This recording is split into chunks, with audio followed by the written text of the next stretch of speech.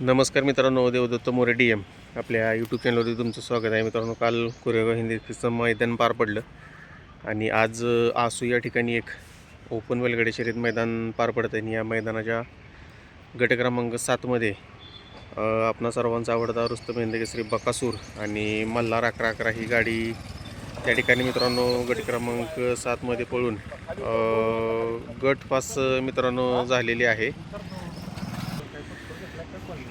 गट क्रमांक 7मध्ये गाडी पळाली मित्रांनो बकासूर आणि मल्हार आणि सुंदर असा पळ दाखवून गाडी गटपास झालेली आहे.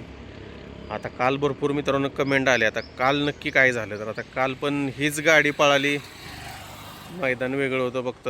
आणि आज देखील गट क्रमांक 6वरती एक मोबाईल चिठ्ठीच्या नावानं चिठ्ठी होती, पण त्या गटामध्ये गाडी न पळवता 7 नंबरच्या चिठ्ठीवरती गाडी आज पळवली, तीच गाडी. पण काल मित्रांनो सगळेच असे शॉक झाले होते की अचानक गाडीनं यू टर्न कसा काय घेतला, म्हणजे गाडी बाहेर गेली कशी. बरेच प्रश्न पडले, त्याचं उत्तर काय मित्रांनो सापडू शकलं नाही. भरपूर लोक नाराज झाले, कारण एक मानाचं हिंदकेसरीचं मैदान होतं, कालचा दिवस महत्त्वाचा होता. परंतु आज तीच गाडी, तोच ड्रायव्हर, सेम तीच गाडी आज दुसऱ्या मैदानामध्ये पळालेली आहे. कसल्याही प्रकारची अडचण आली नाही. सुंदर असं निर्विवाद उत्सव त्या ठिकाणी त्याच जोडीनं मित्रांनो पटकवले. आणि काल नंतर बऱ्याच जणांचे बकासूर प्रेमींचे वगैरे मित्रांनो कॉल किंवा मेसेज आले की बाबा कुठंतरी बकासूरचा पायरा वगैरे मैदानाच्या आधीच सांगत जाऊ नका, किंवा बरेच जण मैदानाच्या आधीच पायरा सांगते, त्यामुळे अडचणी येतात.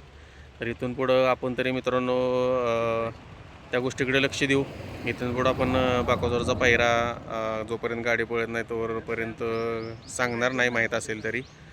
बाकीच्यांना पण तेच आव्हान असेल की बकासूर प्रेमींचं किंवा त्यांच्या मालकांचं असं अपेक्षा आहे की पायरा फोडू नका. तर त्या पद्धतीनं बघूया, आता सहकार्य करूयात आणि आता गाडी सेमीफायनलसाठी पात्र आहे. आता बघूया काय होतं आहे. धन्यवाद.